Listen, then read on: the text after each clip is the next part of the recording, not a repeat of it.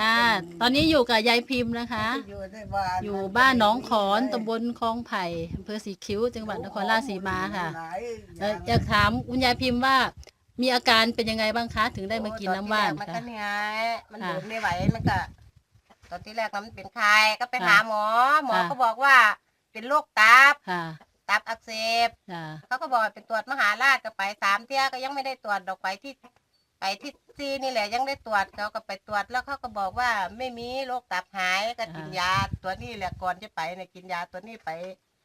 ได้เก็บเดือนแล้วแหละก็ไปเนี่ย ค่ะ เพราะว่าเจ้าของมาแข็งแห้งแค่ทีเนาะก็ กินไปกี่ขวดคะถึงได้อาการมันดีขึ้นรู้สึกว่า ตอนที่แรกมันก็ขวดที่แรกน่ะมันก็เชิงเบาๆอยู่ก็พอ2 ขวด3 ขวดมันต่อมากับพอเบิดขวดที่3เนี่ยก็ไปหาหมอ ค่ะ ไปตรวจดูว่าตับน่ะหมอสีคิ้วบอกว่าเป็นตับอักเสบหมอก็บอกว่าให้ไปเร็ว ค่ะ ๆอยากรู้ว่าเป็นน้อยเป็นมาก อยากรู้ว่าเป็นตับอักเสบอะไรอย่างนั้น ค่ะ หมอสีคิ้วก็เขียนใบส่งตัวไปก็ไปเขาก็